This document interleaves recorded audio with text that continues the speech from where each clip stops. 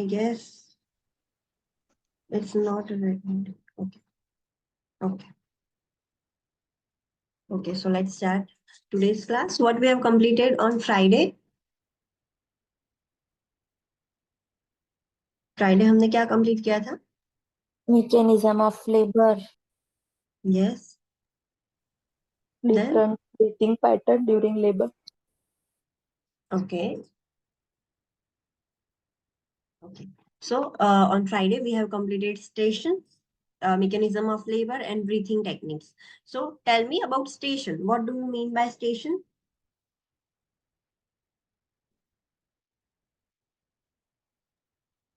Station का मतलब क्या? हमने क्या देखा था उसमें? जल्दी करो आप.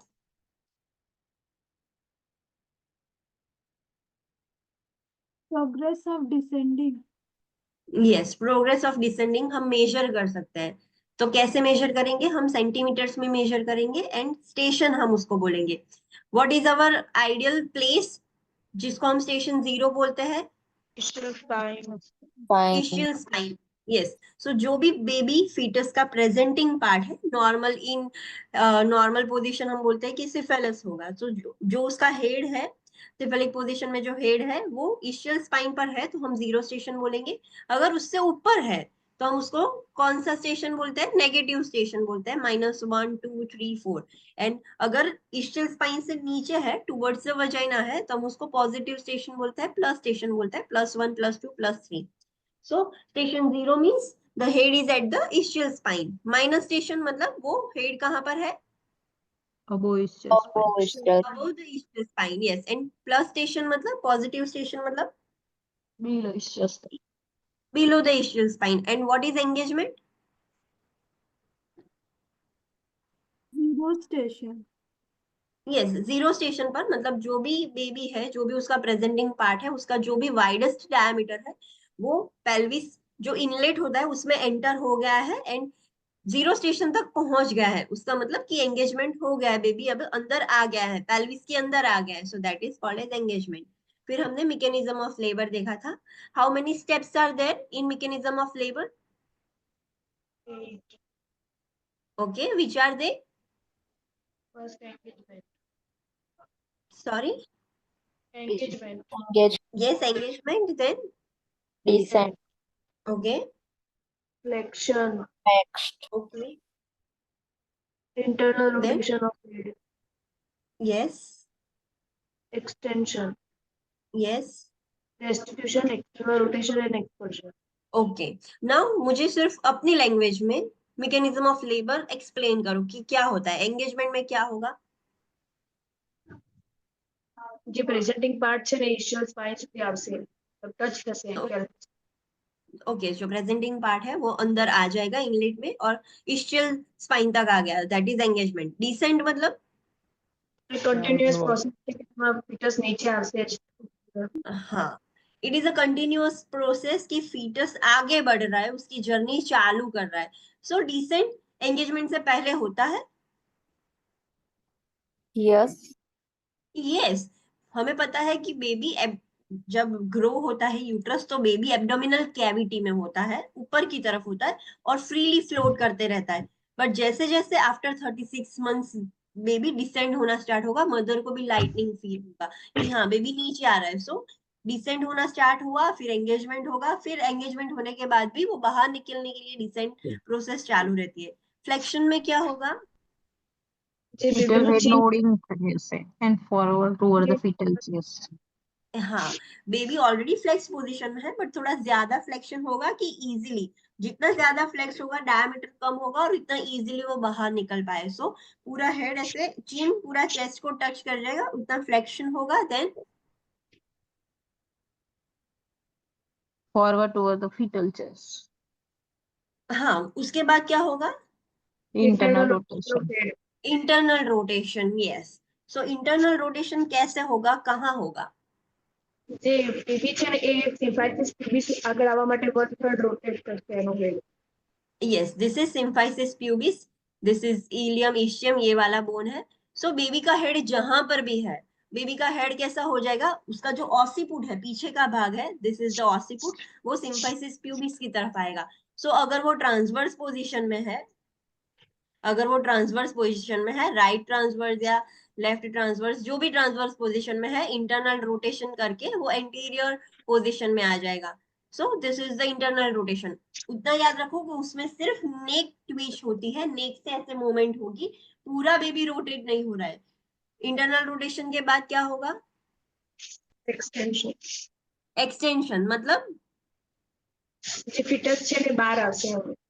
हाँ, जैसे ही इंटरनल रोटेशन होगा धीरे धीरे ऐसे, ऑलरेडी वो फीटस डिसेंड हो रहा है, पहले क्राउनिंग होगा, वजाइना में आपको फीटस का हेड दिखेगा एंड धीरे से वो पूरा हेड बाहर आ जाएगा। हेड बाहर आने के बाद क्या होगा? एक्सटेंशन होने के बाद अभी रेस्टिट्यूशन। बेबी का, हाँ, रेस्टिट्यूशन। रेस्टिट्यूशन मतलब જે નેક ટ્વિચ કીધું ને એનો એલાઇનમાં લાવવા માટે બોડી બી ઇન્ટરનલ રોટેશન કરશે. यस, जो भी मिसअलाइनमेंट हुआ था, बेबी का हेड ऐसे रोटेट करके ट्विचिंग हुआ था नेक में, सो वो अभी नॉर्मल पोजीशन में आ जाएगा, रीअलाइनमेंट हो जाएगा, बॉडी के लाइन में आ जाएगा। So there is a restitution. Restitution मतलब जैसे ओरिजिनल पोजीशन थी वैसे रेस्टिट्यूशन हो जाएगा, वैसा फिर से हो जाएगा। रेस्टिट्यूशन के बाद एक्सटर्नल रोटेशन, यस, उसमें क्या होता है? शोल्डर रोटेट करશે. हाँ, तो बेबी के शोल्डर्स होते हैं वो ऐसे ट्रांसवर्स पोजीशन में होंगे। दिस आर द शोल्डर्स, ऐसे यहाँ पर हेड है और शोल्डर्स यहाँ पर है। सो उस वैसे वो बाहर नहीं निकल पाएगा। So now not only the head, पूरी बॉडी का रोटेशन होगा। सो शोल्डर ऐसे थे ट्रांसवर्स पोजीशन में, उसकी जगह ऐसे हो जाएंगे, यहाँ पर हेड होगा एंड दोनों शोल्डर्स एंटीरियर पोस्टीरियर पोजीशन में आ जाएंगे। एंड देन एक्सटर्नल रोटेशन के बाद Expulsion. यस, एक्सपल्शन मतलब पूरा फीटस निकल जाएगा। जब शोल्डर डिलीवर होते हैं तो पहला कौन सा शोल्डर डिलीवर होगा? Left side or right interior. Side?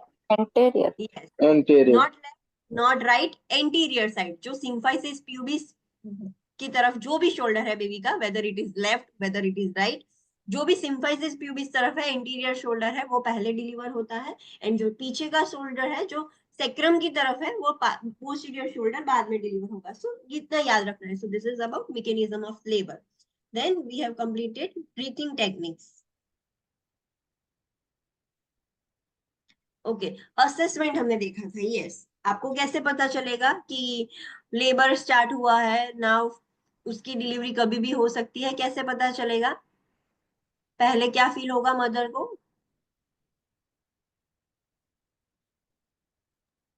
Lightning. Lightning मतलब क्या? बेबी हम भी नीचे जतू जाए मतलब हम पेन हाँ, मदर आ को थोड़ा जाए। रिलीफ फील होगा बिकॉज बेबी अभी पेल्विस की तरफ जा रहा है from the abdominal cavity. So that is lightning. और क्या चीजें हो सकती है? ટ્રુ કોન્ટ્રેક્શન આવવાના સ્ટાર્ટ થાય એટલે બટક્સ હિક્સ આવીને આવે. ओके, देन પછી જે પેલું મ્યુકસ ભરાઈ ગયું હોય એ બધું નીકળી જાય પહેલા ડાયલેટ થવાનું यस, સ્ટાર્ટ થાય એટલે. हाँ, जो म्यूकस प्लग है, सर्वाइकल म्यूकस प्लग, वो निकल जाएगा। देन સર્વિક્સ सर्विक्स રાइट, धीरे, हाँ, राइप होकर सॉफ्ट होके धीरे धीरे इफेक्ट होना स्टार्ट होगा, पतला होगा, स्ट्रेच होगा एंड डायलेट होना स्टार्ट होगा। देन નેસ્ટિંગ થશે. सॉरी, નેસ્ટિંગ જોવા મળશે, sudden burst of energy. Nesting. Yes, nesting मतलब उसमें बहुत सारी एनर्जी आ जाएगी before 24 to 48 hours. Then Weight weight loss. Loss થઈ જાય. लॉस होता है, कितना होता है? 1 to 3 L. 1 to 3 LB. Yes, rational क्यों वेट लॉस होता है? સડન ચેન્જ ઇન ફ્લુઇડ ને પ્રોજેસ્ટરોન. બધું નીકળવાનું.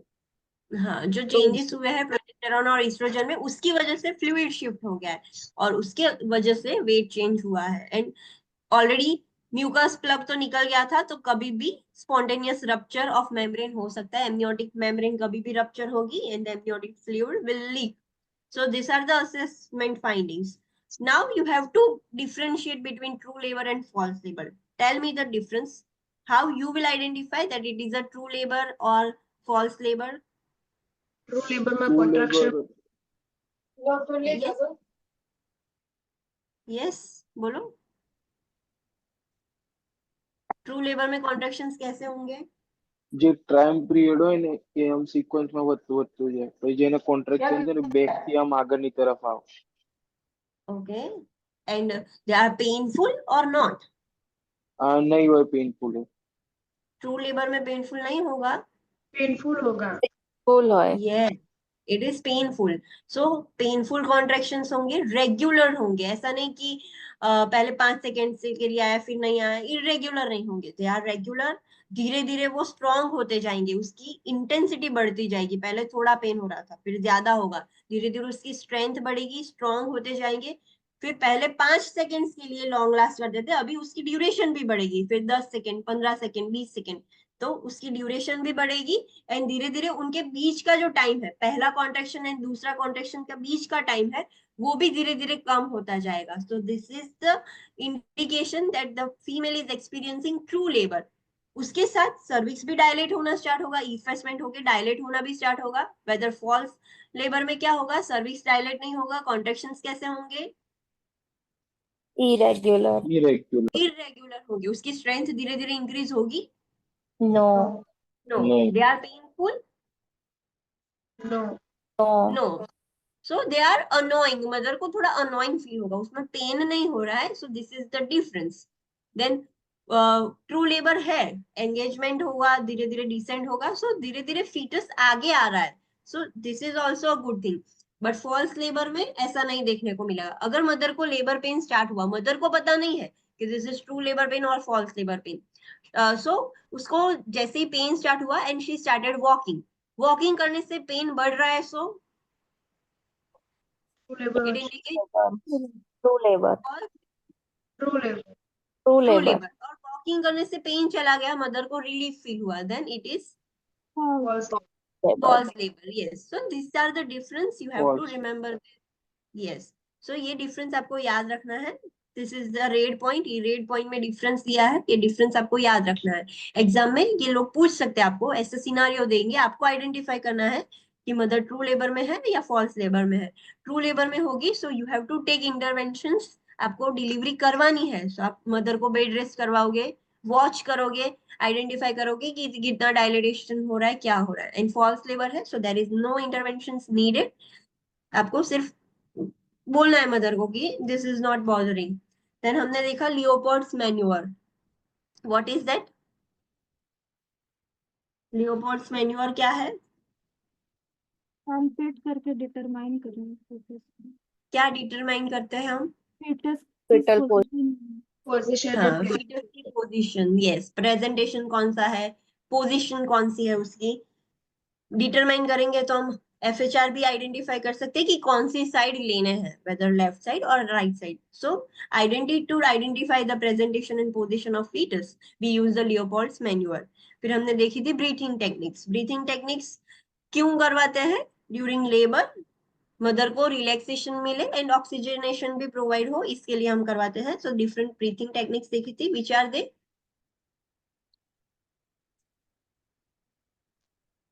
कौन सी थी वो? Cleansing breath, slow paced breathing. Yes. Then modified breath, spaced breathing, pattern paced breathing, breathing to prevent pushing। cleansing breath में क्या होता है, मदर क्या करेगी? Deep inspiration and expiration. हाँ, सो जैसे ही कॉन्ट्रेक्शन बिगिन होगा, कॉन्ट्रेक्शन स्टार्ट होगा, मदर डीपली इनहेल करेगी, कॉन्ट्रेक्शन एंड होगा, मदर डीपली एक्सहेल करेगी। So deep inspiration and exhalation करेगी along with the contractions. Contractions चालू होंगे तो इनहेलेशन, कॉन्ट्रेक्शंस एंड हो रहे हैं तो एक्सहेलेशन। स्लो पेस्ड ब्रीथिंग में क्या करेगी मदर? शॉर्ट डिस्टेंस में ब्रीथ लेगी, मतलब हाँ, जो हम नॉर्मली स्लो ब्रीथिंग करते हैं, स्लोली स्लोली, जो आपने देखा होगा हॉस्पिटल में, जो भी रेस्पिरेटरी प्रॉब्लम्स वाले पेशेंट होते हैं उनको पल्मोनोलॉजिस्ट बोलते हैं कि ऐसे नॉर्मल धीरे धीरे ब्रीथिंग करो, तो that is slow pace breathing. Modified pace breathing में क्या करेगी मदर?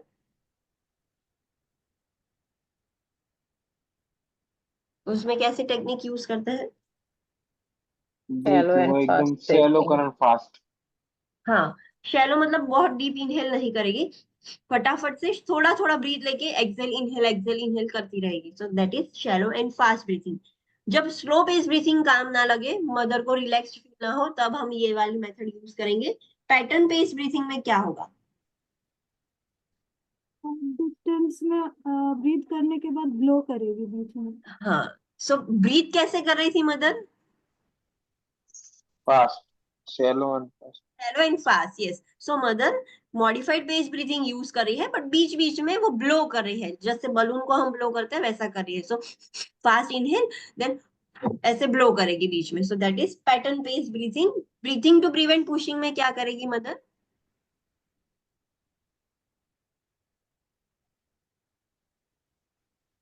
पुशिंग के वक्त मदर को पेन होगा, तब वो कैसे ब्रीथ करेगी? जैसे ही मदर Short को अर्ज puff. हो रही है, हाँ, पफ मदर को पफ। अर्ज होगी कि मुझे अभी पुश करना है, तब वो मदर पफ करके ऐसे ब्लो करेगी। So this is breathing to prevent pushing. Second stage में कैसा ब्रीथिंग करेगी मदर? पुश करेगी। सॉरी, पुश पुश हाँ, करेगी। वाइल पुशिंग क्या करती है mother? Different sound, grunt, groan, sign, moaning. Okay, हाँ, पर breathing, related to breathing, normally mother क्या करती है जब उनको पुश करना होता है, तब वो क्या करती है? ये पुश। ब्रीथिंग, ब्रीथिंग होल्ड कर। हाँ, ब्रीथिंग स्टॉप कर देगी। So this is good thing? No. No. No. No, yes, this is not good. So आप मदर को क्या एडवाइस कर सकते हो? क्या कर सकती है मदर इंस्टेड ऑफ होल्डिंग? क्या कर सकती है मदर? 8 सेकंड नुंगी जम होल्ड करो ना पर एंटी वजन नहीं करो। मदर को आप बोल सकते हो कि while pushing you can Open hold the breath, but glottis. Glottis open रखना है, मुंह खुला रखना है। सो थोड़ा थोड़ा जो भी एयर जाए, that is good thing. Hold करो, दैट इज ओके, फाइन। 6 से 8 सेकेंड तक होल्ड करना है, उससे ज्यादा नहीं करना है, बट मुंह खुला रखना है, ग्लॉटिस ओपन रखना है कि थोड़ी एयर अंदर जा सके। सो कंप्लीटली ग्लॉटिस भी क्लोज करके ब्रीथ होल्ड नहीं करनी है, and it should be less than 6 to 8 second, उससे ज्यादा नहीं करनी है। सो ऐसा आप करवाओगे तो दैट विल बी गुड, उससे प्रॉब्लम भी नहीं होगा। So this are the breathing techniques. यहाँ तक किसी को कोई डाउट है? No. Okay, let's study fetal monitoring. Fetal monitoring मतलब क्या? हम फीटस का वेलबींग देख रहे हैं। वेलबींग कैसे देखेंगे हम? Obviously with the help of fetal heart rate. हम अभी फीटल का blood pressure, temperature, we can not take this thing. अभी हम एक ही चीज ले सकते हैं, that is heart rate of the fetus. Fetus की हार्ट रेट से हमें पता चल जाएगा कि फीटस कैसा है, हेल्दी है या कुछ प्रॉब्लम है। So foetal monitor displace the FHR। Foetal monitor में हमें फीटस की हार्ट रेट दिखेगी। The device monitors the uterine activity also. Yes, हमें पता है कि FHR के साथ साथ यूट्रस की एक्टिविटी भी मॉनिटर होती है फीटल मॉनिटरिंग डिवाइस से। The monitor assess the frequency, duration and intensity of the contractions. Yes, frequency मतलब कितनी जल्दी आ रहे हैं। पहले 2 कॉन्ट्रेक्शंस के बीच में 10 सेकेंड्स का डिफरेंस था, फिर 5 सेकेंड के हुआ। तो जो फ्रीक्वेंसी है वो क्या है, ड्यूरेशन कितनी देर तक चलता है, या फिर कितनी स्ट्रेंथ है, इंटेंसिटी क्या है, सो वो भी मॉनिटर करते हैं हम। The monitor assesses the FHR in relation to maternal contractions. Yes, जब भी कॉन्ट्रेक्शंस आता है मदर को, तब उसकी हार्ट रेट कैसी होती है, सो दोनों का रिलेशन भी हम फीटल मॉनिटरिंग में चेक करते हैं। And baseline FHR is measured between contractions. The normal FHR at term is 110 to 160 beats per minute. ये आपको याद रखना है, मैंने बोला था आगे कि आपको नॉर्मल फीटल हार्ट रेट ये ही याद रखनी है, 110 to 160। सो आपको बेसलाइन FHR मतलब जो नॉर्मल FHR होता है, हमें पता है कि जब कॉन्ट्रेक्शंस आएंगे तब FHR कैसी होगी? कॉन्ट्रेक्शंस आते बढ़ हैं तब जाएगी। Decrease. It decreases. कॉन्ट्रेक्शंस आती है तो FHR डिक्रीज होती है। सो जैसे ही कॉन्ट्रेक्शंस चले जाएंगे फिर से वो नॉर्मल हो जाएगी।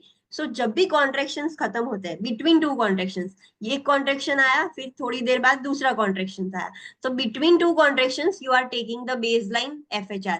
कि आइडियली बेबी की कॉन्ट्रेक्शंस नहीं होते तब उसकी हार्ट रेट कितनी होती है, और वो कितनी होनी चाहिए? 110 to 160 के बीच में होनी चाहिए। अगर 160 से ज्यादा है then it is a problem, 110 से कम है then it is also a problem. So it should be between 110 to 160, and वो baseline आप ले ले तो फिर आपको पता चलेगा कि प्रॉब्लम हो रहा है या नहीं। We are going to study all these things, आज वो हम पढ़ने वाले हैं, that is so important. Now fetal monitoring are of 2 types. Which are they? External internal yes, external fetal monitoring and internal. External हम कैसे करते थे? I have already shown you the image. External कैसे करते हैं? fetal head near the probe insert. External Okay. બહાર એબ્ડોમન cavity પર આપણે પ્રોબ મૂકીને હાર્ટ રેટ મોનિટર કરતા હતા. Okay, there are one single probe or two probes? एक જ તો one or two? someone is saying one and someone is saying two. कितने होंगे? કોન્ટ્રાક્શન બી તો મેજર કરતા હતા ને. हाँ, so there are two probes.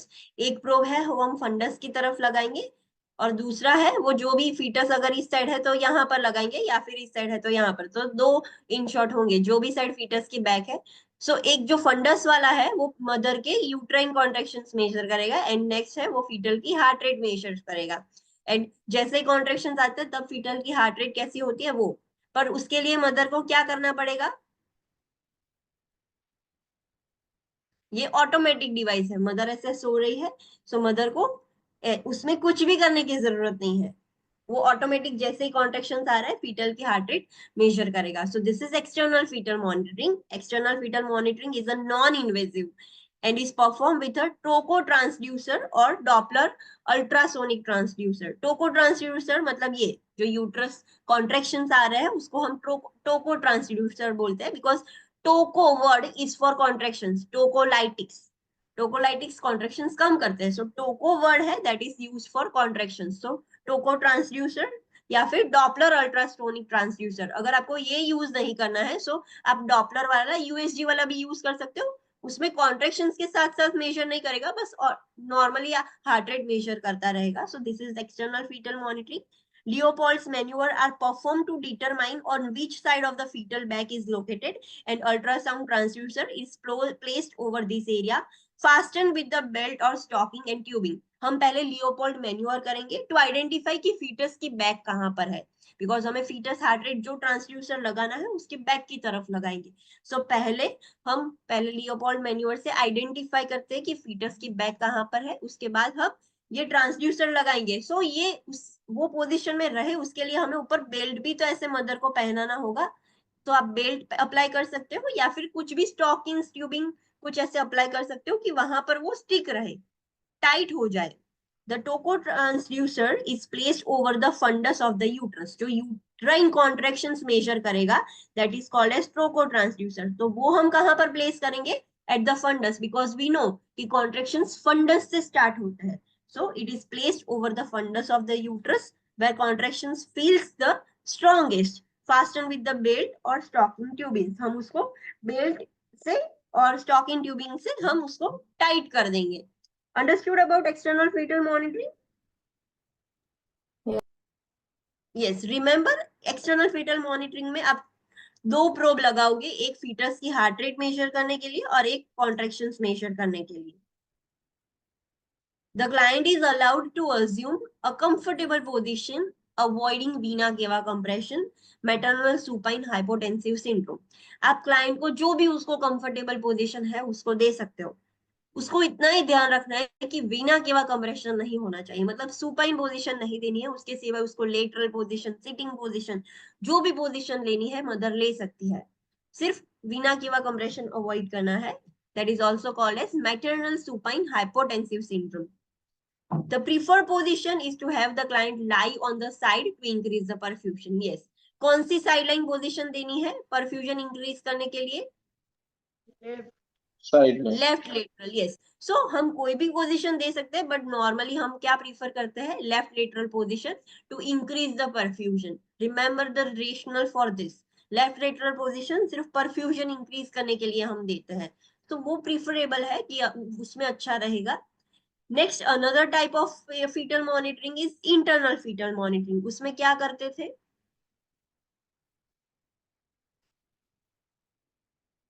उसमें क्या होता था इंटरनल फीटल मॉनिटरिंग में?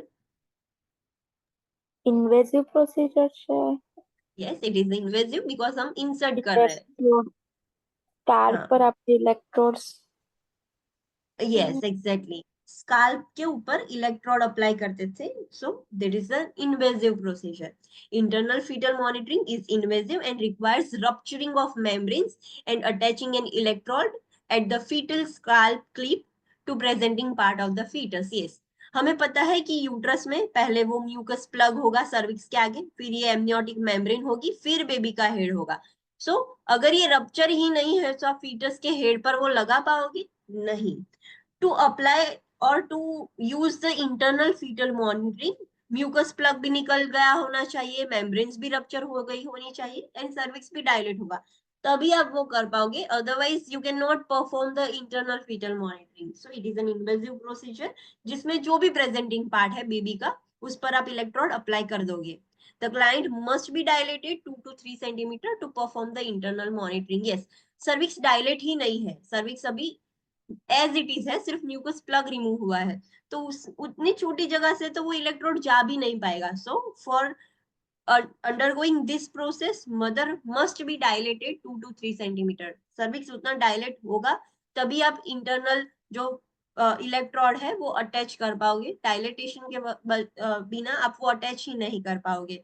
सो इसके लिए इतनी चीज ध्यान रखनी है, सर्विक्स डायलेट होना डायलेट हुआ होना चाहिए एंड मेम्ब्रेन्स भी रप्चर होगी, तभी आप इंटरनल फीटल मॉनिटरिंग कर सकते हो. Next, periodic patterns in FHR. Now you have to remember कि what is normal FHR, what is tachycardia, what is bradycardia. What is normal FHR? 110 to 160. Between Yes. 110 to 160. 110 to 160. Yes, जो भी आपने vital science का ऐसे chart बना है, normal TPR BP का जो भी आपने, मैंने बोला था कि एक चार्ट बनाना है, तो उसमें ये ऐड कर देना. Normal FHR is 110 to 160. Now what is fetal bradycardia and fetal tachycardia? So bradycardia FHR is less than 110 beats per minute for 10 minutes और लॉन्गर. यस, अगर आपको बोला है कि FHR is I guess 105 for 20 seconds.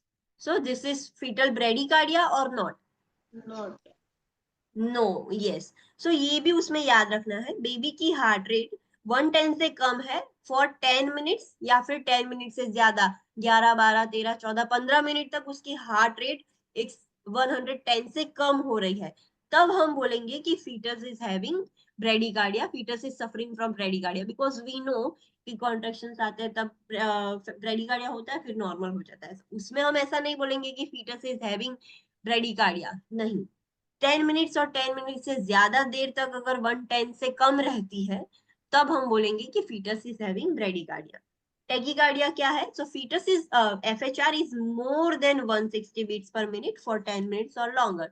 Normal है 160, तो 10 minutes या 10 minute से ज्यादा देर तक 160 से भी ज्यादा रह रही है, 161, 162, 163, सो 160 से भी ज्यादा है फॉर मोर देन 10 मिनट्स या फिर 10 मिनट्स तक. So that is called as tachycardia. Understood? Yes. Now this is so important. ये आपके what we can say कि intervention points है. So ये याद रखना है. If the fetal bradycardia or tachycardia occurs, fetus को ब्रेडिकार्डिया होता है या टैकीकार्डिया होता है, दोनों चीज क्या इंडिकेट करती है? Fetal distress. Yes, fetal distress. Fetal distress मतलब फीटस को कोई प्रॉब्लम हो रहा है, दैट्स व्हाई उसको ब्रेडिकार्डिया हो गया या टैकीकार्डिया हो गया. सो फीटस ब्रेडिकार्डिया हो या टैकीकार्डिया हो, आपको आइडेंटिफाई करना है कि fetus is having problem, fetal distress हुआ है.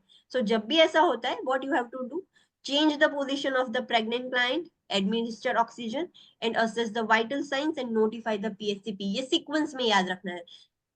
Don't forget the sequence. आपको ऑर्डर रिस्पॉन्स में भी ये पूछ सकते हैं या फिर प्रायोरिटी स्टेप क्या होगा. चारों चार ऑप्शन दे दिए हैं तो आप तो सोचोगे कि ये तो चारों करने हैं, but what will be the first step?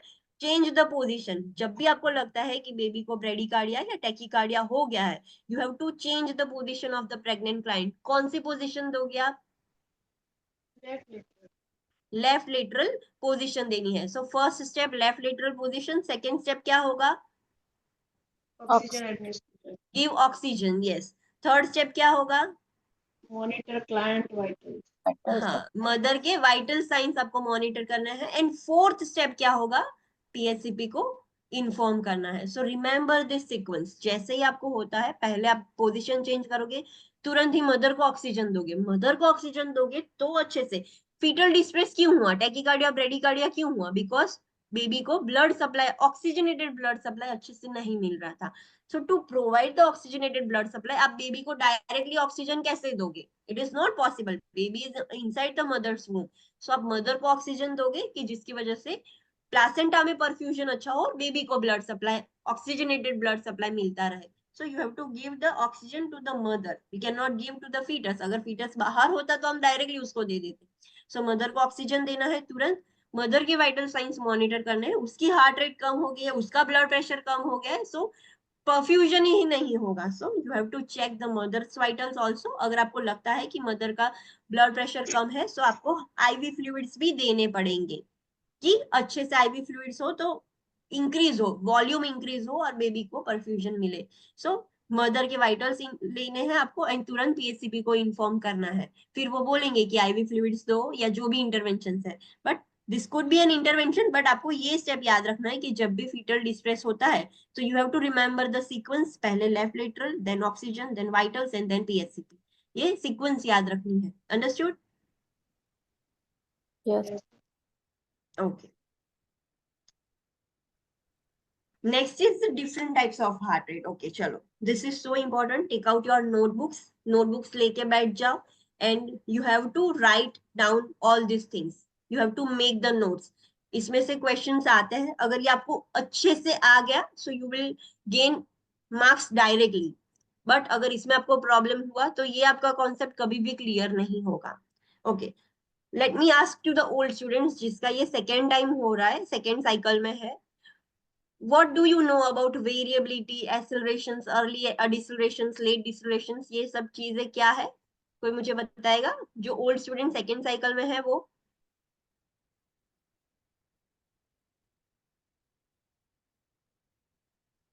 Variability मतलब क्या? What do you know? New students को भी शायद पता हो तो you can tell me. Contraction ની સાથે સાથે FHR ફ્લક્ચ્યુએટ થાય, અધર ડિક્રીઝ થાય ઓર ઇન્ક્રીઝ થાય. Okay, so variability is good or not? This is good or bad? It's a good. Okay. Accelerations क्या होता है?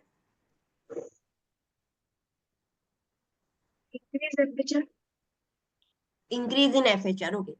It is good or bad?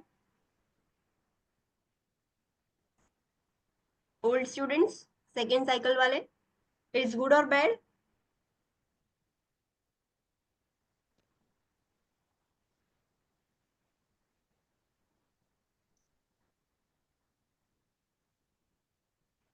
It's a good. Okay, it's a good. Third हमने देखा early डिसलेशंस। Early डिसलेशंस क्या है? Heart rate decrease. Okay, heart deceleration है इसलिए heart rate decrease होता है। ओके, इट इज गुड और bad?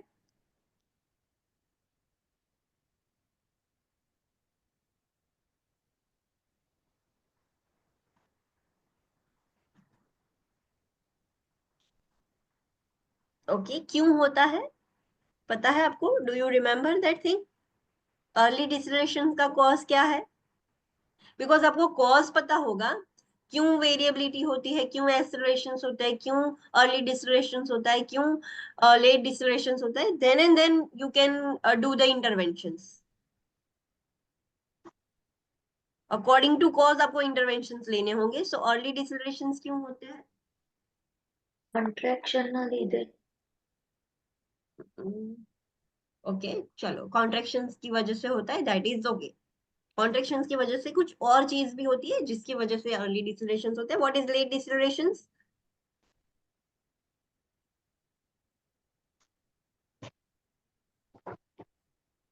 Old students, what is late डिसलेशंस?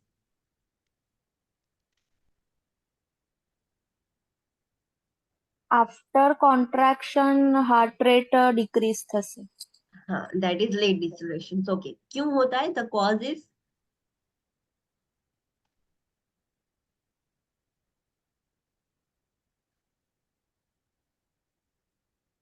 Poor perfusion ના કારણે.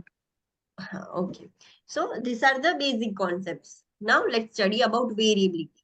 वेरिएबिलिटी मतलब इन शॉर्ट वेरिएशंस होना, जो भी हार्ट रेट थी वो चेंज हो रही है, वेदर ब्रेडिकार्डिया हो रहा है या फिर टैकीकार्डिया हो रहा है, वेरिएशन होना उसको वेरिएबिलिटी बोलते हैं।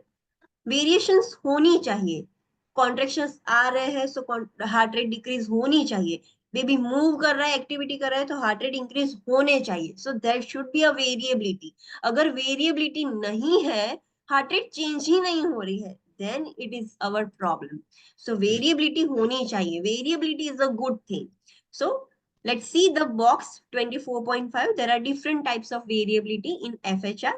फर्स्ट एब्सेंट वेरिएबिलिटी मतलब वेरिएबिलिटी आपको दिख ही नहीं रही है, you can not detect the variability, change हो ही नहीं रहा है, so this is problem. Variability है ही नहीं तो उसका मतलब प्रॉब्लम है। मिनिमल वेरिएबिलिटी, मिनिमल वेरिएबिलिटी मतलब थोड़े चेंजेस हो रहे हैं। कैसे चेंजेस हो रहे हैं? It is greater than undetected, undetected से तो ज्यादा ही है, अनडिटेक्टेड मतलब कुछ चेंज ही नहीं हो रहा था और उससे तो ज्यादा ही है, but not more than 5 beats per minute. Bradycardia हो रहा है तो भी 5 बीट से कम नहीं हो रहा है, फॉर एग्जांपल 105 हुई है, या फिर टेकीकार्डिया हो रहा है तो भी 165 है। 5 बीट्स पर मिनट में जिससे ज्यादा चेंज नहीं हो रहा है, या तो 105 हुआ है या फिर 165 हुआ है, उससे ज्यादा चेंज नहीं हुआ है, so this is minimal variability. Moderate variability मतलब क्या? So fetal heart rate fluctuation are 6 to 25 beats per minute. जो भी हार्ट रेट इंक्रीज हुई है या डिक्रीज हुई है, ब्रेडिकार्डिया हुआ है या टैकीकार्डिया हुआ है, सो वो कितना ब्रेडी या कितना टैकी हुआ है, so 6 to 25 beats per minute change हुई है। फॉर एग्जाम्पल 110 है तो उससे कम हुई है तो कितनी होगी? सो 104 से लेके 25 सब्ट्रैक्ट करो, जितना भी होता है वहां तक चली गई है, या फिर इंक्रीज हो रही है, सो 166 से लेके प्लस 25 85 तक उतनी चली गई है, so this is the moderate variability, मतलब इतना हार्ट रेट इंक्रीज या डिक्रीज हुई है। मार्क वेरिएबिलिटी, मार्क वेरिएबिलिटी मतलब बहुत ज्यादा चेंजेस देखने को मिले हैं आपको। Fetal heart rate fluctuations are greater than 25 beats per minute. 25 beats per minute से भी ज्यादा हार्ट रेट में चेंज हुआ है, फ्लक्चुएशन हुआ है, मतलब 110 से डायरेक्ट 25 रेट्स हार्ट बीट या फिर उससे ज्यादा कम हो गई है, एंड 165 में भी ऐड कर दो 25 या फिर उससे भी ज्यादा हार्ट रेट चेंज हो गई है, या मतलब सीवियर ब्रेडिकार्डिया या सीवियर टैकीकार्डिया हो गया। Understood about the variability? आपको इतना याद रखना है। एब्सेंट वेरिएबिलिटी मतलब कोई भी चेंजेस नहीं है, heart rate as it is है, ना इंक्रीज हो रही है ना डिक्रीज हो रही है। मिनिमल वेरिएबिलिटी में 5 बीट्स इंक्रीज होगी या डिक्रीज होगी, मॉडरेट वेरिएबिलिटी में 6 to 25 बीट्स इंक्रीज होगी या डिक्रीज होगी, मार्क वेरिएबिलिटी में मोर देन 25 बीट्स इंक्रीज होगी या डिक्रीज होगी। अंडरस्टूड? यस। हाँ, तो this is the variability. Variability का मतलब क्या है? जो फ्लक्चुएशंस हो रहे हैं इन द बेसलाइन एफएचआर 110 to 160 जो है उसमें फ्लक्चुएशंस होंगे, हम उसको वेरिएबिलिटी बोलेंगे। एब्सेंट और undetected variability is consider as non reassuring. Non reassuring मतलब हमारे लिए वो अच्छा नहीं है, रीअश्योरिंग मतलब गुड थिंग। बट अगर एब्सेंट है, कोई चेंजेस ही नहीं हो रहे उसकी हार्ट रेट में अलोंग विद द एक्टिविटी और contractions, so this is something problematic. So अगर absent और undetected variability है, so this is non-reassuring. Decreased variability can result from fetal hypoxemia, acidosis, and certain medications. Variability क्यों decrease हो रही है? They are not talking about minimal variability. They are talking about कि variability ही कम हो गई है। क्यों फीटस में हार्ट रेट चेंज नहीं हो रही है, क्यों इंक्रीज नहीं हो रही, क्यों डिक्रीज नहीं हो रही है? So it is due to fetal hypoxemia. Baby को अच्छे से ऑक्सीजन मिल ही नहीं रहा है, सो बेबी की हार्ट रेट रिस्पॉन्ड ही नहीं कर रही है अच्छे से। बेबी को कुछ एसिडोसिस कंडीशन हो गई है, मेटाबॉलिक और रेस्पिरेटरी एनीथिंग, या फिर कुछ मेडिकेशंस की वजह से बेबी वूम में ही ड्राउजी हो गया है, सो दैट्स व्हाई वेरिएबिलिटी कम हो गई है। उतनी वेरिएबिलिटी आपको दिखने को ही नहीं मिल रही है, चेंजेस देखने को ही नहीं मिल रहे हैं, so this could be a reason. A temporary decrease in variability can occur when the fetus is in sleep state. Yes, अगर बेबी सो रहा है तो उसमें टेम्पररी वेरिएबिलिटी कम हो सकती है, बिकॉज बेबी मूव ही नहीं कर रहा है, बेबी अच्छे से सो रहा है, सो उसमें हार्ट रेट इंक्रीज या डिक्रीज नहीं होगी। तब चलो हम मान लेते हैं कि टेम्पररी डिक्रीज होगा। बट स्लीप भी कितनी होती है, sleep states do not usually last longer than 30 minutes. Baby mother की वूम्ब में 30 मिनट से ज्यादा नहीं सोता है, वो फ्रिक्वेंटली सोता रहता है, बट एक स्लीप 30 मिनट्स की होगी, उससे ज्यादा नहीं होगी। सो टेम्पररी डिक्रीज जो वेरिएबिलिटी है वो 30 मिनट से भी ज्यादा चल रही है, so it indicate something is problem. 30 minutes तक है दैट इज फाइन, ओके चलो बेबी सो रहा है, बट 40 मिनट्स तक है तो उसका मतलब बेबी सो नहीं रहा है, there is something problem. Understood? Yes ma'am. Yes, so this is the variability. उतना याद रखना है कि वेरिएबिलिटी होनी चाहिए, अगर वेरिएबिलिटी नहीं है so this is a problem for us, variability changes होना चाहिए। Next, another pattern that is accelerations. We know accelerations मतलब heart rate increase होना, so a brief temporary increase, not permanent। permanent होगी तो हम उसको tachycardia बोलेंगे, fetal tachycardia बोलेंगे, but this is temporary। So a temporary increase in FHR for at least 15 beats per minute, मतलब 160 में 15 ऐड कर दो, so कितने होंगे 175। so temporary उसकी हार्ट रेट एटलीस्ट 15 तो हो रही है, 15 से ज्यादा भी हो सकती है, बट एटलीस्ट 15 तो बड़ी है। So at least 15 beats per minute more than baseline and lasting for at least 15 seconds. 15 seconds तक वो इंक्रीज ही है, एटलीस्ट 15 सेकेंड्स तक तो है, 20, 21, 25, 30 सेकेंड्स के लिए भी है, 1 मिनट के लिए भी हो सकती है, फिर उसके बाद वो नॉर्मल हो जाएगी, बट एटलीस्ट 15 सेकेंड्स तक तो वो इंक्रीज रहेगी। So this is acceleration. अगर 10 मिनट्स तक इंक्रीज रहेगी then it is called as tachycardia, but temporary period के लिए है that is acceleration, that is good thing, ये होना चाहिए। This are usually reassuring sign. Reassuring sign मतलब this is good good sign, good yes, sign. ये हमारे लिए अच्छा है। Reflecting a responsive non acidotic fetus, yes, उसका मतलब कि बेबी रिस्पॉन्सिव है, रिस्पॉन्ड कर रहा है कि मूवमेंट की वजह से उसको हार्ट रेट इंक्रीज हुआ है, baby is responding, it reflects responsiveness of baby and non acidotic fetus, उसको कुछ भी एसिडोसिस नहीं हुआ है, not metabolic nor respiratory, so कुछ भी प्रॉब्लम नहीं है, baby is completely healthy. It usually occurs with the fetal movement, जैसे ही बेबी मूवमेंट करता है उसकी हार्ट रेट इंक्रीज होती है। यूजुअली फीटल मूवमेंट की वजह से एक्सेलरेशन देखने को मिलते हैं। Sometimes it may be non periodic और may be periodic. What is non periodic? Having no relations to contractions. Yes, mother को कॉन्ट्रैक्शंस आए भी नहीं है, ऐसा नहीं है कि कॉन्ट्रैक्शंस आ रहा है तो इंक्रीज हो रहा है, कुछ भी कॉन्ट्रैक्शंस नहीं है, रैंडमली बेबी मूव कर रहा है और हार्ट रेट इंक्रीज हो रही है फॉर टेम्पररी पीरियड, सो उसको हम नॉन पीरियडिक बोलते हैं। समटाइम्स इट इज पीरियडिक, मतलब कॉन्ट्रैक्शंस आएंगे तो इंक्रीज होगा, ऐसा नहीं है कि उसमें फिक्स है, कॉन्ट्रैक्शंस के बगैर भी इंक्रीज हो सकती है, कॉन्ट्रैक्शंस के साथ भी इंक्रीज होगी, but it is for the temporary period. May occur with uterine contractions, vaginal examination, or mild cord compression, or when the fetus is in breech position, presentation. Yes. Sometimes accelerations कब होगा? तो uterine contractions आएंगे तब भी हो सकता है, या फिर आप वजाइनल एग्जामिनेशन करोगे, so there will be some problem, like examination करने की वजह से मूवमेंट होगी, सो उसकी वजह से भी उसके हार्ट रेट टेम्पररी इंक्रीज हो सकते हैं।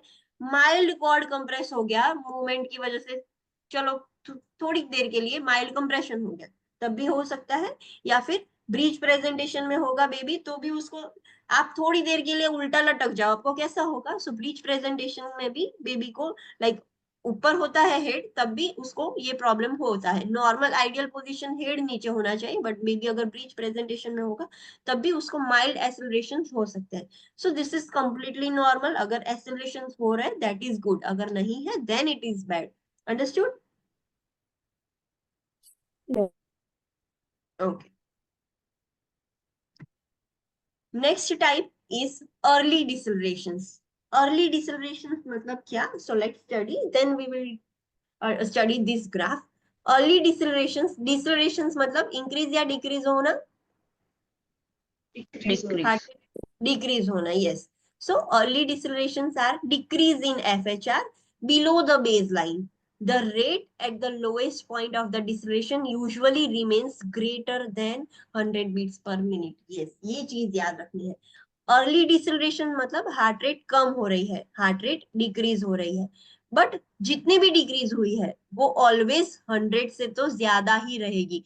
सो उसका मतलब क्या है 100 टू नॉर्मल इज 110, सो उसके बीच में ही रहेगी, 100 से कम नहीं होगी। It remains greater than 100 beats per minute, उससे कम नहीं होगी। Early deceleration occurs during contractions, early deceleration क्यों होता है, कॉन्ट्रेक्शंस की वजह से। उसमें भी मेन रीजन क्या होगा, as the fetal head is pressed against the client's pelvis of the soft tissue, मतलब फीटस का हेड कंप्रेस हो रहा है, सो हम ऐसा बोल सकते हैं हेड कंप्रेशन की वजह से। सो कॉन्ट्रेक्शंस आ रहे हैं, कॉन्ट्रेक्शंस आएंगे मतलब बेबी नीचे आ रहा है, जो सर्विक्स है वहां पर जा रहा है, so this is the cervix, और बेबी का हेड यहाँ पर कंप्रेस हो रहा है। So due to that compression temporary period के लिए बेबी की हार्ट रेट कम हो गई। कितनी कम हुई, तो 100 तक ही, नॉट लेस देन 100। सो उसको हम बोलेंगे अर्ली डिसलेशन। जैसे ही कॉन्ट्रेक्शंस चले जाएंगे and return to the baseline FHR by the end of contractions, जैसे ही कॉन्ट्रेक्शंस खत्म हो जाएंगे फिर से उसकी नॉर्मल आ जाएगी, जो भी थी, लाइक 112 120 जितनी भी थी, 110 से 160 के बीच में जितनी भी थी उतनी वापस से नॉर्मल हो जाएगी। अंडरस्टूड। अर्ली डिसलरेशन मतलब क्या, यस मैम। यस और हाँ। सो ये चीज याद रखनी है, अर्ली डिसलेशन मतलब हार्ट रेट डिक्रीज होना। कितनी डिक्रीज होना, so not less than 100 beats per minute, 100 से कम नहीं होगी, 100 से ज्यादा ही होगी। The reason is head compression, head compression याद रखना है, हेड कंप्रेशन क्यों होता है, so indirectly due to the contractions. So this is the thing, और जैसे ही कॉन्ट्रेक्शंस खत्म हो गए वो बेस लाइन नॉर्मल में वापस चले जाएंगे। So this is the early deceleration. Tracing shows a uniform shape and mirror image of uterine contractions. Yes, आप देखो आपको यूनिफॉर्म दिखेगा यहाँ पर। Let me make you understand this figure. ये फिगर क्या बोल रही है, ग्राफ ये जो है ये क्या है, 20 से लेके 240 तक जो डिस्प्ले हो रहा है वाई एक्सिस में, वो क्या है, this is Y axis, this is X axis. ये क्या है, वाई एक्सिस में क्या है, एफएचआर। यस, एंड ये फीटल की हार्ट रेट का है, एंड ये किसके लिए है, टोको, टोको मतलब कॉन्ट्रैक्शन। हाँ, कॉन्ट्रैक्शन ये माटे। मदर का कॉन्ट्रेक्शंस बता रहे हैं और ये फीटल की हार्ट रेट का है। सो हम देखो आइडियली हमें पता है कि 110 से लेके 160 तक की बेबी की हार्ट रेट होती है, तो इसमें हम देखो कि आइडियली बेबी की हार्ट रेट 150 है। चलो, जैसे ही कॉन्ट्रेक्शंस आ रहे हैं, यू कैन सी हियर कि कॉन्ट्रेक्शंस पहले नहीं है, फिर कॉन्ट्रेक्शंस पीक पर हुए, तो ये कॉन्ट्रेक्शंस आए, तब बेबी की हार्ट रेट कम हुई। But you can see here 100 यहाँ पर है, 100 से ज्यादा ही है, सो बेबी की हार्ट रेट कम हुई। जैसे ही कॉन्ट्रेक्शंस एंड हुए फिर से वो नॉर्मल हो गई टूवर्ड्स 150। फिर से जैसे कॉन्ट्रेक्शंस आए बेबी की हार्ट रेट कम हुई, but you can see here यहाँ पर 100 है, 90 यहाँ पर है, सो 100 यहाँ पर है, 100 से कम नहीं है, 90 तक भी नहीं पहुंचा है, 100 ही है। फिर से कॉन्ट्रेक्शंस चले गए, सो फिर से वो नॉर्मल हो गया। अगेन कॉन्ट्रेक्शन आए, फिर से वो डिक्रीज हुई, अगेन कॉन्ट्रेक्शंस आए, फिर से वो डिक्रीज हुई। So you can see here a uniform shape, stable decrease stable decrease, ऐसे यूनिफॉर्म शेप आपको देखने को मिल रहा है along with the contractions. Understood about the graph, graph पता चला। Yes ma'am. हाँ, सो ये आप जब एक्सटर्नल फीटल मॉनिटरिंग करोगे, सो ईएफएम में ऐसी आपको दो स्ट्रिप देखने को मिलेगी, एक बेबी की हार्ट रेट की होगी और एक कॉन्ट्रेक्शंस की होगी। सो ईएफएम से आपको पता चलेगा कि बेबी को प्रॉब्लम हो रहा है या नहीं। ये आपने स्ट्रिप देखी कि मदर को कॉन्ट्रेक्शंस आ रहे हैं तब बेबी की हार्ट रेट कम हो रही है, और उसमें आपने देखा कि 100 से भी ज्यादा कम हो रही है, then it is a problem, but 100 तक ही है। So this is completely fine, there is no need to do any intervention करने की कोई जरूरत नहीं है। दिस हैपेंस, कॉन्ट्रैक्शंस आ रहे हैं, कंप्रेशन हो रहा है, उसकी वजह से हो रहा है। सो ये ग्राफ से आपको ईसीजी का कैसा ग्राफ निकलता है, तो जब ईएफएम आप करते हो तो ऐसा स्ट्रिप्स निकलती जा रही है और उसमें आपको पता चलेगा कि yes what is exactly happening with the fetus. So जो ट्रेसिंग है वो एकदम यूनिफॉर्म शेप में होगा and mirrors the image of uterine contractions. You can see here uterine contractions ऐसे, तब उसके सामने फीटल हार्ट रेट ऐसी हो रही है, मिरर है, एक दूसरे के सामने आ रहा है, जैसे ही ये इंक्रीज हो रहा है तो ये डिक्रीज हो रहा है, mirror है। So this is the complete uniform mirror pattern. Early decelerations are not associated with fetal compromise and requires no interventions. कोई भी interventions करने की जरूरत नहीं है. This is completely fine. This is completely healthy. Understood about early decelerations? Yes. हाँ, okay. Let's study next. that is late decelerations. Late decelerations मतलब deceleration मतलब again it is decreasing heart rate, but इसमें क्या changes है compared to early?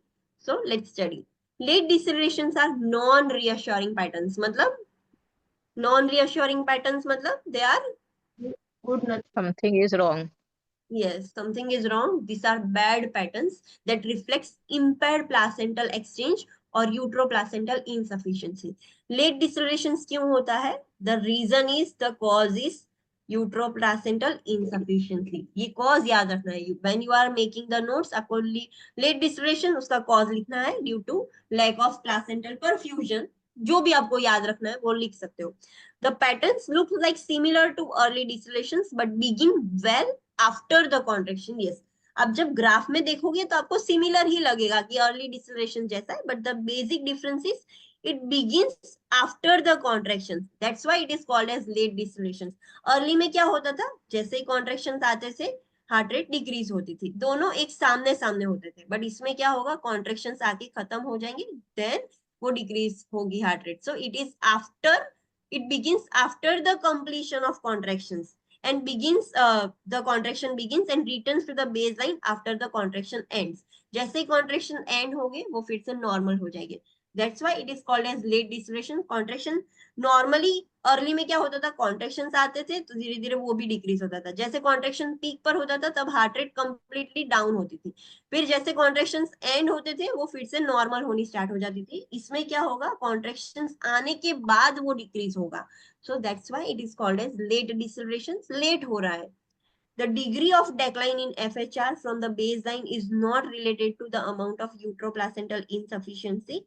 Interventions for the late decelerations include immediately improving the placental blood flow and fetal oxygenation. Yes, ये आपको याद रखना है कि जो भी लाइक FHR कम हो रहा है, बहुत कम हो गए, सो उससे हम ये नहीं पता लगा सकते कि हाँ इतने कम हुए तो इतना ब्लड फ्लो कम हो गया है. No, it is not directly related to the insufficiency and there is no relation between heart rate and insufficiency. सिर्फ हमें उतना पता है कि ब्लड फ्लो अच्छे से नहीं मिल रहा है, यूट्रोप्लासेंटल insufficiency है.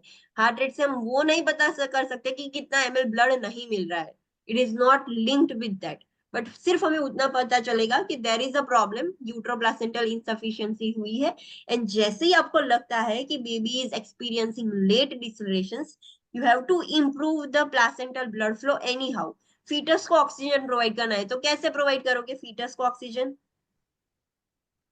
Through mother. मदर को. यस, तो मदर को आप O2 दोगे. फिर प्लासेंटल ब्लड फ्लो कैसे इंक्रीज करोगे आप, placental perfusion? IV line. Every few. IV fluids. Other than that, first step, common step, easy step, Position. Position.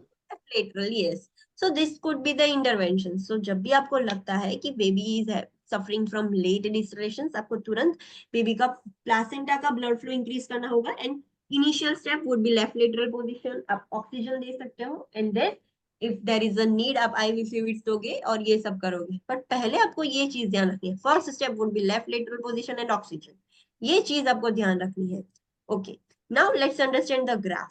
इसमें भी दो ग्राफ्स है. This is for fetus FHR and this is for uterine contraction. This is for toco contractions के लिए है.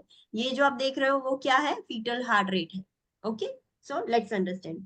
whenever there is contractions, ये contractions आ रहा है, you can see here कि यहाँ पर होना चाहिए. अर्ली डिसलेशंस में क्या होता है, उसकी तरफ ही होता है, बट यहाँ पर धीरे धीरे वो डिक्रीज होना स्टार्ट हुआ है, नॉट डिक्रीज हुआ नहीं है.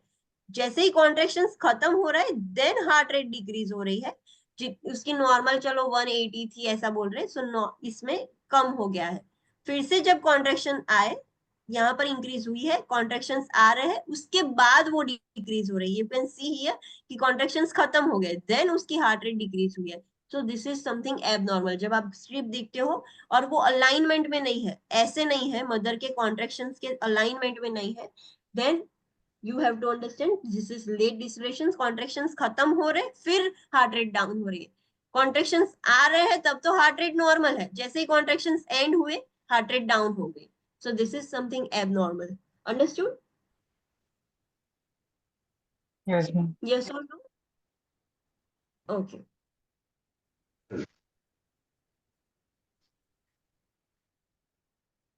Next is variable decelerations. Variable decelerations is something very bad. So let's study what is this. Variable decelerations are caused by condition that restricts the blood flow through the umbilical cord. Yes. What is the cause for variable decelerations? It is cord compression. ऐसे आप लिख सकते हो, cord compression, because umbilical blood जो cord है वो compress हो गई है और ब्लड फ्लो नहीं मिल रहा है. So remember this cause variable deceleration, मतलब बहुत ज्यादा डिसलेशन हुआ है. एंड क्यों हुआ है? वेरिएबल, बहुत फ्लक्चुएट हो रहा है. एंड क्यों हो रहा है? Due to cord compression. Umbilical cord से अच्छे से ब्लड फ्लो नहीं मिल रहा है.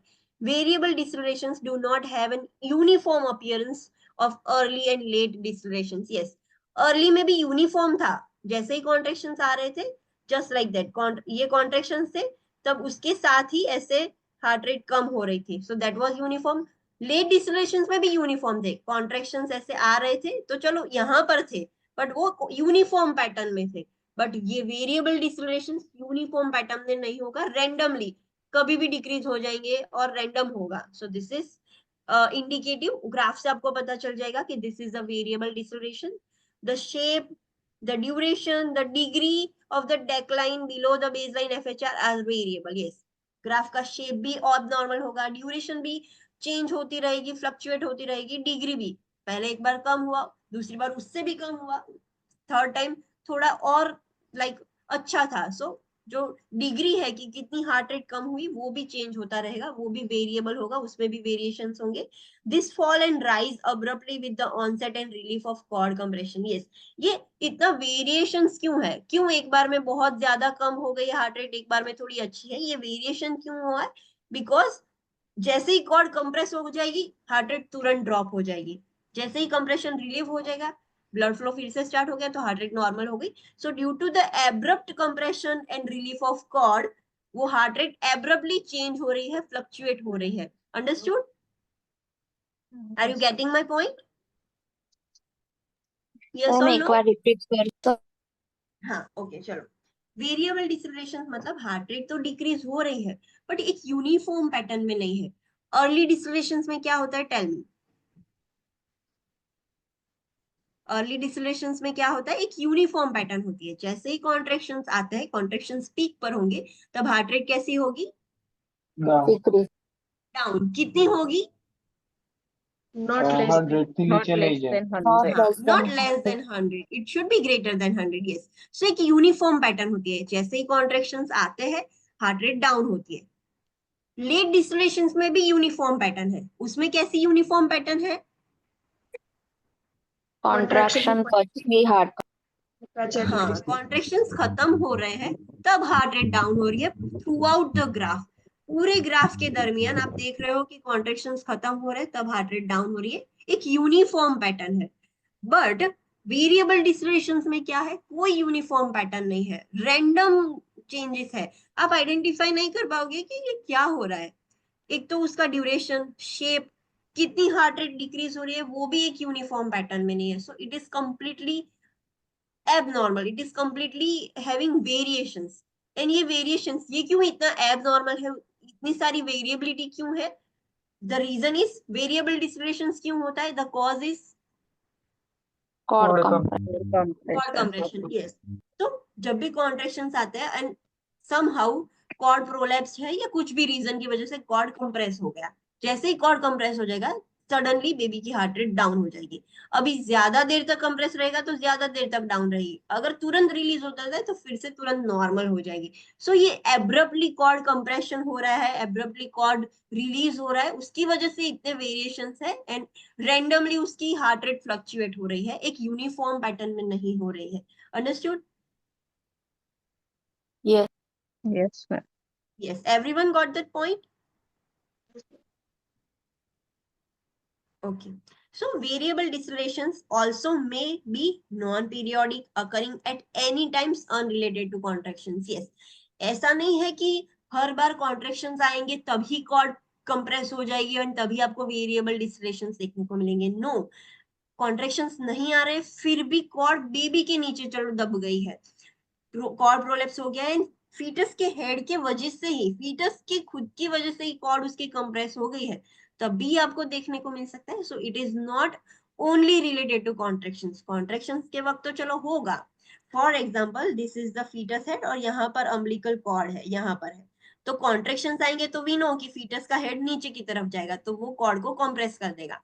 बट समटाइम्स फीटस खुद से ही कॉन्ट्रेक्शंस के बगैर ही कॉर्ड कंप्रेस कर सकता है एक्सीडेंटली। तो ऐसा नहीं है कि हर बार वो कॉन्ट्रेक्शंस के साथ ही होगा। It's also may be non periodic, non periodic भी हो सकता है, मतलब no relation with the contractions. Understood? Yes, let's see this graph. ये ग्राफ हम देखते हैं तो आपको पता चलेगा। You can see here on Y axis ये fetal heart rate, on y-axis you can see the fetal heart rate and this is for contractions। ये contractions के लिए है, ये fetal heart rate के लिए है। now you can see here कि contractions भी irregular pattern में आ रहे हैं, ऐसे irregular। so fetus की heart rate suddenly down हो गई, फिर increase हो गई, फिर down increase, एक uniform pattern में नहीं है। increase हुई, फिर सॉरी डिक्रीज हुई, फिर इंक्रीज हो गई, फिर थोड़ी डिक्रीज हुई, फिर इंक्रीज हुई, फिर से डिक्रीज हुई, इंक्रीज डिक्रीज इंक्रीज डिक्रीज। मतलब यू कैन सी हियर कि यहाँ पर फ्रीक्वेंसी कितनी है, यहाँ पर कितनी है, यहाँ पर कितनी है, यहाँ पर भी देखो कितने सारे चेंजेस है। आपको पता ही नहीं चल रहा है इतनी हार्ट रेट फ्लक्चुएट हो रही है। यू कैन सी हियर यहाँ पर 90 हार्ट रेट है, देन यहाँ पर अगेन 60 हो गई, देन यहाँ पर अगेन 90 हो गई। तो can you see the difference suddenly change हो रही है। There is no any uniform pattern, so this is called as variable decelerations। understood? Yes. हाँ, so this there is a mnemonic, you have to remember this mnemonic, wheel chop, VEALCHOP, these are the conditions and these are the causes। ये याद रखना है causes। V मतलब variable decelerations क्यों होता है, due to cord compression। early decelerations क्यों होता है, due to head compression। head compression क्यों हुआ, due to contractions। so A मतलब acceleration that is completely okay, there is no need to do anything, that is completely fine, accelerations होंगे। L मतलब late decelerations क्यों होता है, due to placental insufficiency। understood? Yes. हाँ, अभी आपको पता चला कि there is a variable decelerations, तो interventions क्या करोगे?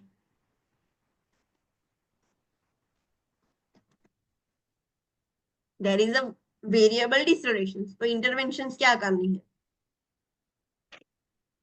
इंटरवेंशंस करने के लिए आपको कॉज पता होना चाहिए। What is the cause? Cord compression. हाँ, तो आपकी इंटरवेंशंस क्या होगी? Cord compression, position. कॉन्ट्रैक्शन थोड़ा reduce.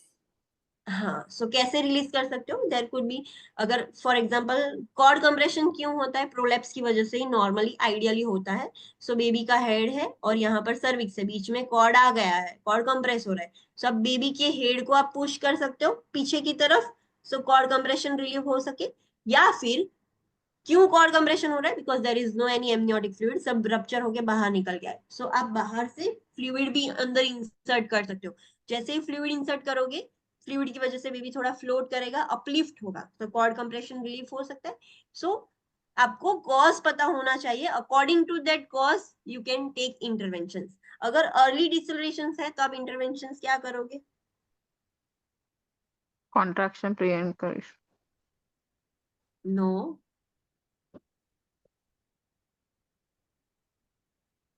refer to the topic। Last point क्या था? whenever there is early decelerations there is no need to do any intervention। हाँ, so no need to do, contractions हो रहे हैं, head compress हो रहा है, तो थोड़ी हार्ट रेट डिक्रीज हो रही है, this is completely fine, no need to do any intervention. अगर एक्सेलरेशंस है तो क्या इंटरवेंशंस करोगे? Normal. Normal. It is completely normal, there is no need to do anything. But अगर लेट डिसेलरेशंस है तो आप क्या करोगे? Oxygen, oxygen position.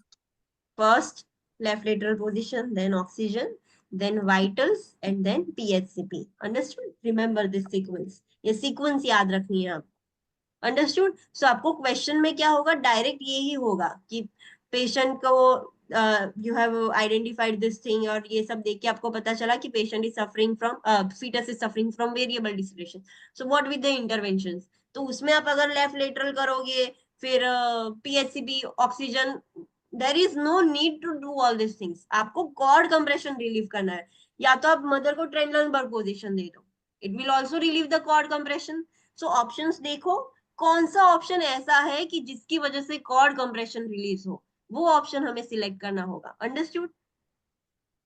Yes, ma'am. So this is the easy mnemonic. Through this you can identify the cause क्यों हो रहा है, and according to that cause आप interventions ले सकोगे। Okay,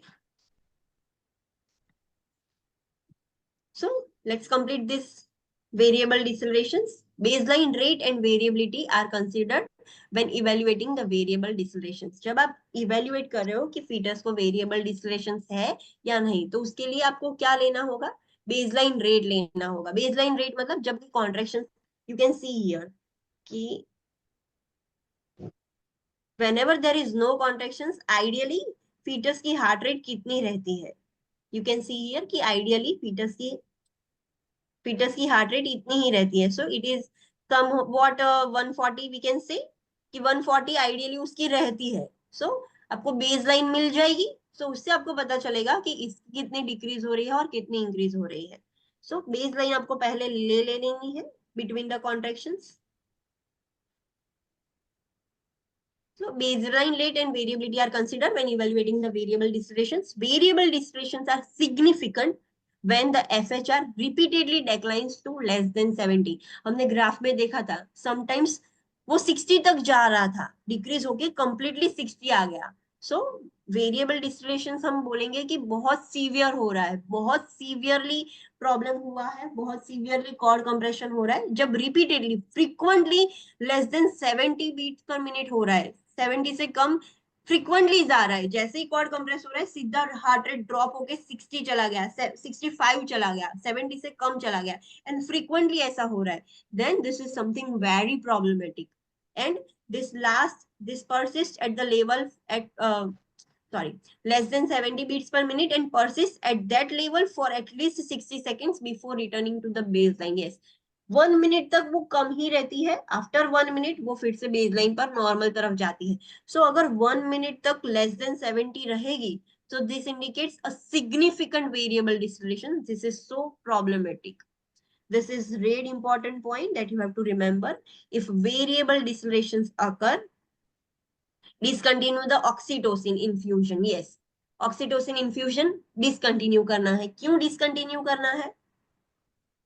કેમ કે કોન્ટ્રાક્શન વધશે તો વધારે यस, कॉन्ट्रैक्शंस आएंगे तो बेबी और कंप्रेस कर सकता है। सो अगर वेरिएबल डिस्टिलेशंस होता है, so you have to immediately discontinue the oxytocin infusion. This also you have to remember in sequence. First you will discontinue the oxytocin if infusing, अगर चालू है तो। अगर क्वेश्चन में आपने एग्जाम में क्वेश्चन देखा, उसमें कहीं पे भी मेंशन नहीं था कि मदर को ऑक्सीटोसिन चल रहा है, and then you are also selecting option oxytocin, so will it be right और रॉन्ग? Wrong. Wrong, because आपको बोला ही नहीं है कि ऑक्सीटोसिन चल रहा है, so how you are going to stop this? So be focused, question पढ़ो, क्वेश्चन में है कि ऑक्सीटोसिन चल रहा है, so first step would be discontinuing the oxytocin if it is infusing. Second, change the position of the pregnant client. हाँ, cord compression की वजह से yes we have to relieve the cord compression, but again आप तुरंत ही कौन सी position दे दोगे mother को? which Triangle. position? ट्रेनलनबर्ग तो okay fine, but Left lateral. Left lateral आपको याद रखनी है। वी नो कि कॉर्ड कंप्रेशन तो हमें रिलीव करना है, बट अभी वो करे तब तक तो जितना है उतना मिलना चाहिए ब्लड परफ्यूजन। सो तुरंत ही आप मदर को लेफ्ट लेटरल पोजीशन दे दोगे, तुरंत ही आप ऑक्सीजन दे दोगे, because right now baby is hypoxic. तो तुरंत ही ऑक्सीजन दे दोगे, मदर के वाइटल्स मॉनिटर करोगे, this could be a sequence, and notify the PHCP. Now along with that you have to assist with amnio infusion. Amnio infusion मतलब क्या है? So intrauterine instillation of warmed saline. Warm normal saline आपको infuse करना है to decrease the compression of umbilical cord if prescribed. अगर आपने पीएचसीपी को inform कर दिया, डॉक्टर ने बोला कि तुरंत एमनियो इन्फ्यूजन करो, so आपको वार्म नॉर्मल सलाइन इन्फ्यूज करना है कि वो एमनियोटिक फ्लूइड जैसा काम करेगा और बेबी को फ्री फ्लोट कर देगा, तो कंप्रेशन रिलीव हो जाएगा। अदर देन दैट आप क्या कर सकते हो, ट्रेंडलनबर्ग पोजीशन दे सकते हो। सो पहले ये स्टेप्स आपको कंटिन्यू करने हैं। ऑक्सीटोसिन चल रहा है तो वो डिसकंटिन्यू करो, लेफ्ट लेटरल पोजीशन दे दो, ऑक्सीजन दे दो, एंड वाइटल्स मॉनिटर करके पीएससीपी को इन्फॉर्म करो। Now you can give Trendelenburg position या फिर एमनियो इन्फ्यूजन, जो भी पीएससीपी बोल रहे हैं वो आप कर सकते हो, बट ये जो सीक्वेंस है ये आपको याद रखनी है। अंडरस्टूड? यस। मेन स्टेप आपका क्या होना चाहिए, वेरिएबल डिस्टिलेशन क्यों होता है, ड्यू टू क्वाड कंप्रेशन। सो आपको एनी हाउ वो कंप्रेशन रिलीव करना है। सो जो भी आपका कॉज है वो आपको एलिमिनेट करना है। अंडरस्टूड? यस और नो? Yes. ओके, सो आज के लिए हम इतना ही रखते हैं। Please make notes of this things, this is very important. ये इजी भी है, there is no any rocket science to remember this. आप व्हील चॉप से इजीली याद रख सकते हो। सो अगर ये आपको याद रह गया, सो ये क्वेश्चन सॉल्व करने में आपको बहुत इजी होगा। Tomorrow I will give you some questions related to this. मैं आपको 2-3 क्वेश्चंस दूंगी तो आपको पता चलेगा कि एग्जाम में कैसे क्वेश्चंस आते हैं, and we will solve 2-3 questions tomorrow. Okay, so make the notes of this topic. ये इसके टॉपिक्स के नोट्स बना देना, कल हम देखेंगे। यहाँ तक किसी को कोई डाउट है? Yes or no? No. Okay, just a minute, I'm taking the attendance.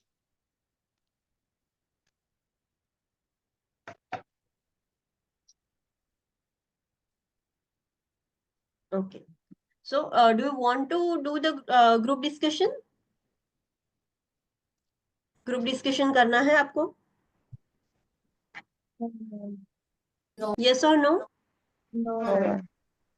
Okay, so no worries, बस रीड कर लेना अपने आप से। अगर ग्रुप डिस्कशन नहीं कर रहे हो तो tomorrow I will ask you, and this is so important topic. So make a note, याद कर लो कुछ भी करके, ये चीज समझ लेना। अगर कुछ डाउट है तो you can ask me tomorrow also. Okay, so see you tomorrow at 9 AM। I am ending this lecture. Okay, Thank you, madam. Thank you. Yes, just a minute, just a minute. आप सबने test दे दिया? Okay, how was it? Hard, easy, कैसा था? Because I have not prepared the test. सो कैसा था test? Average madam અંદર પીજેડ ડીસીઝ વિશે હતું તો હા. ખ્યાલ નતો આવ્યો. ઓકે ઓકે, પછી સો પેલું કાર્પેન્ટર સિન્ડ્રોમ ને બધું હતું થોડું. ઓકે પછી નર્વનું હતું ને બધું હતું. okay, okay, so you don't know that terminology, what is carpal tunnel syndrome, what is Piaget syndrome disease? Yes carpenter ma'am. તો ખબર હતી બટ બજેટ તો નથી. કાર્પલ વાળું okay, okay, so we will clear the doubts afterwards. ये जो है doubts, अब हाँ, મારે ઇન્ટિગ્યુમેન્ટરી નતું થયું તો પછી મેં એના ક્વેશ્ચન એમાં કેવું હતું કે કમ્પલસરી કરવા જ પડતા હતા તો પછી મેં yes, हाँ, કેમ કે મુશ્કેલું તો ખબર હતી એટલે એનું કરી છે બાકી okay, હતું. okay, so जो भी इसके रिलेटेड डाउट्स है वो एक नोटबुक में लिख देना। we will discuss after the last week, in the last week of April, वो हम लास्ट में डिस्कस कर देंगे। बिकॉज अभी 1 आवर का लेक्चर है, वो डाउट सॉल्व करने बैठेंगे तो हमारा लेक्चर बाकी रह जाएगा। So we will discuss this later on. Okay, पर जो भी डाउट्स है वो लिख कर रखना, वरना भूल जाओगे कि ये कौन सा डाउट था, क्या प्रॉब्लम था। तो वो एक नोट बना देना कि ये डाउट्स है, that we will discuss later on. Okay, any other doubts? Okay, then see you tomorrow at 9 AM। Thank you ma'am. Thank you.